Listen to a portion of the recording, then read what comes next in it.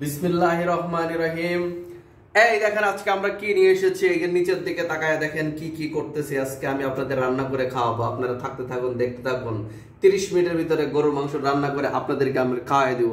যারা যারা 30 মিনিটের ভিতরে গরুর মাংস রান্না করে খেতে চান তাড়াতাড়ি আমার বাসায় আসার দরকার নাই। দেখেন তাহলে এখন আমরা কি করতেছি, প্রথমে গরুর মাংসগুলা দিয়ে নিচ্ছি। কিভাবে দেই আপনারা একটু দেখতে থাকেন আমাদের সাথে। এই যে এইভাবে প্রেসার, এই যে গরুর মাংসগুলো দিয়ে দিয়েছে, দেখেন গরুর মাংসের পিসগুলো কত সুন্দর। এই যে আপনারা মাংসটা আজকে অনেক সুন্দর হয়েছে, আপনারা দেখতে থাকুন।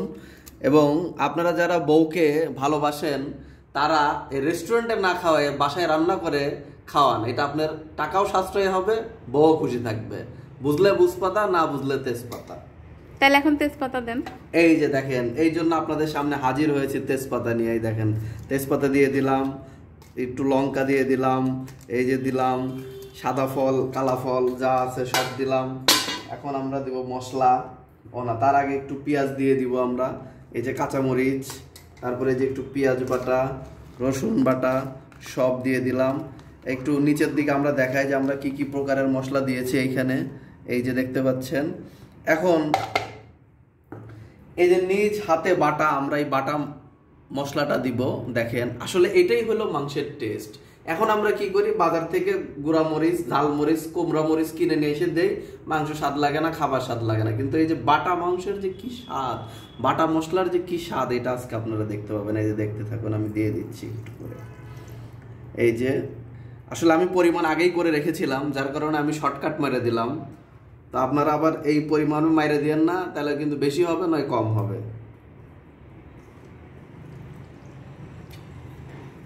হ্যাঁ, মোটামুটি আমরা মশলা সব দিয়ে দিয়েছি।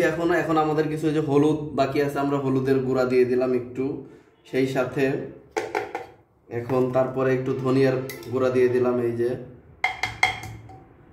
তারপরে একটু মরিচের গুঁড়া দিয়ে দিলাম। এই যে আমরা আসলে মরিচ একটু বেশি খাই, এই জন্য কাঁচা মরিচ দিছি, শুকনা মরিচ বাটা, মরিচও দিয়েছি, সব দিয়েছি।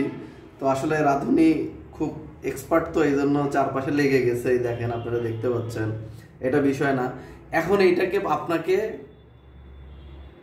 এর ভিতরে দিতে হবে এই যে লবণ, যেটা না হলে একদমই স্বাদ হবে না, আপনি তখন মারামারি লাগাবেন বাসায়। এই জন্যই লবণটাই দেখেন এটা দিয়ে দিলাম। এখন তারপর আপনাকে দিতে হবে হলো মরিচের গুঁড়ার সাথে এই যে তেল, এই যে তেল, এটা না দিলে তো আপনি, এটা আমি একটু হাতের আন্দাজে নিছি, এই কারণে যে পরিমাণ বোঝার জন্য নিছি। এই দেখেন, তো আপনারা আপনার পরিমাণ মতো নিবেন, আমি আমার পরিমাণ মতো নিয়েছি।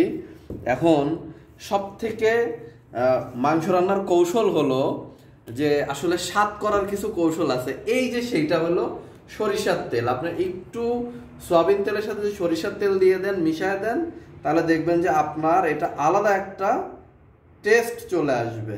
এই যে আমি দিয়ে দিলাম, হ্যাঁ হয়ে গেল। আমি মোটামুটি মশলা, তেল সব, লবণ মরিচ সব দিয়ে ওকে করে ফেলেছি। এখন এইটাকে আমি কি করব, মিক্সড করব। দেখেন অনেকে এই ভয়টা পান আপনারা, আসলে হাত জ্বলবে, এই জন্য আপনারা কি করেন, কোনো মতো করে ছেড়ে দেন। আসলে যত আপনি মাখাবেন এইটা, তত মাংসের স্বাদ আসবে এবং মাংসের কি আসবে, গন্ধ আসবে। দেখেন এই যে দেখেন আমি কিভাবে এটাকে মিক্সড করতেছি। আসলে এই যে মিক্সড করা, এটার ভিতরেই হলো মাংসের টেস্ট। আপনি যত বেশি এটাকে নাড়াচাড়া করে মিক্সড করবেন, জায়গায় মিক্স করি না, একদম যেখানে রান্না করব প্রেসার কুকারের মধ্যে এখানেই আমরা মানে মাখাচ্ছি। আর আরেকটা জিনিস হচ্ছে, কষায় মাংস রান্না করার থেকে এইভাবে মাংস রান্নাটা তাড়াতাড়ি হয় এবং তাড়াতাড়ি হয়। আমার কাছে মনে হয় যে এটাও খুব যে টেস্ট হয় না সেটা না, এটা অনেক বেশি টেস্ট হয়। আপনি যে যত যেটা কষাইতেন সেটাতে আমি এখানে হাত দিয়েই মনে করেন অর্ধেক কষায় ফেলছি। এখন আপনারা একদিন এটা ট্রাই করে দেখতে পারেন, আমার মনে হয় যে এটাও অনেক স্বাদ হবে।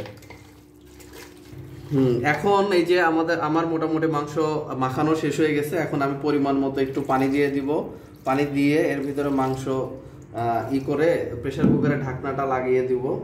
এই হয়ে গেল। তারপরে শীষ আপনার প্রয়োজন অনুযায়ী আপনি সেইভাবে শীষ দিয়ে আপনি এটা বন্ধ করে ফেলবেন। এই যে আমি ঢাকনা লাগিয়ে দিচ্ছি।